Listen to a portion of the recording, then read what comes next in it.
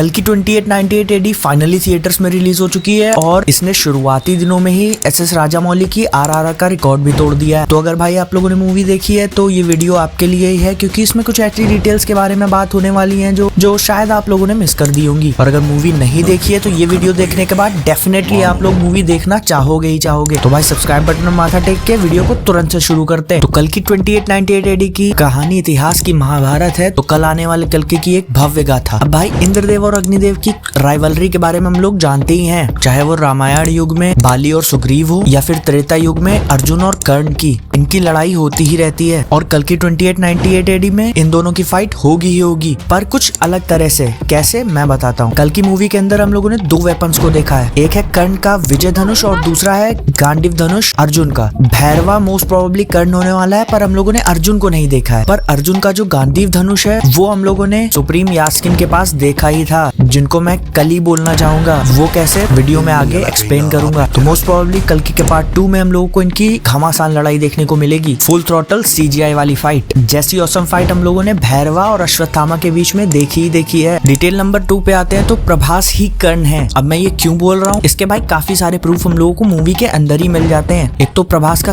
कवच जो कि कर्ण कवच है असल में। अब मैं ऐसा क्यों बोल रहा हूँ भाई, अश्वत्थामा और भैरवा के बीच की फाइट में भैरवा को एक बूंद खून भी नहीं निकलता। अब ये ऐसा सिर्फ इसलिए हो सकता है कि वो हल्क है या तो वो कर्ण है, तो कर्ण ही होगा, हल्क तो हो नहीं सकता। और दूसरी डिटेल भाई, भैरवा के पैदा होते ही उसकी माँ ने उसको अकेला छोड़ दिया था और उसको बड़ा उसके सेड फादर ने किया, जो कैप्टन थे और पायलट भी थे। अब अगर भाई कर्ण की महाभारत वाली स्टोरी पे जाएं, कर्ण की माता कुंती ने भी उनको अकेला छोड़ दिया था, जिसके बाद भीष्म पितामह के रथ के चाल अधिरथ ने उनको बड़ा किया। अगर भाई मूवी देख रहे हो या ट्रेलर भी ध्यान से देखा हो तो तुम्हें पता होना चाहिए कि वही कर्ण है। नेक्स्ट डिटेल पे आते हैं। तो अब भाई मूवी के मिड क्रेडिट सीन में हम लोगों को दिखाया गया है सुप्रीम यास्किन गांडीव धनुष को उठा रहा है। भाई यहाँ पे ये दिखा के इन लोगों ने ऑलमोस्ट कंफर्म कर दिया है कि सुप्रीम यास्किन ही कली है, क्योंकि भाई अगर इतिहास की माने तो कली का जन्म दो तरह से हुआ था, जिनमें से पहली कहानी ये है कि कली ने ब्रह्मा जी की पीठ से जन्म लिया था और गांडीव धनुष भी ब्रह्मा जी ने ही बनाया है। और सुप्रीम यास्किन सिर्फ धनुष को उठाता नहीं, उसके बाद चतुर्भुज पोज में खड़ा हो जाता है, जिससे भाई वो बहुत ज्यादा रिजेम्बलेंस दिखाता है ब्रह्मा जी को। और भाई यहाँ पर बता दूं कि गांडीव धनुष one of the most powerful weapons है, क्योंकि भाई इसको बनाने में 108 स्ट्रिंग का यूज हुआ था और 108 हिंदू मान्यताओं में आप लोग जानते हो क्या मतलब होता है। और सुप्रीम यास्किन ही कली है। इसका दूसरा भी प्रूफ हम लोगों को मिलता है, क्योंकि समुद्र मंथन होने के बाद जब अमृत निकला था उस वक्त एक बूंद कली के मुंह में गिर गया था। और सेम यहाँ पे सीरम जिससे हमारे कल्कि का जन्म होगा,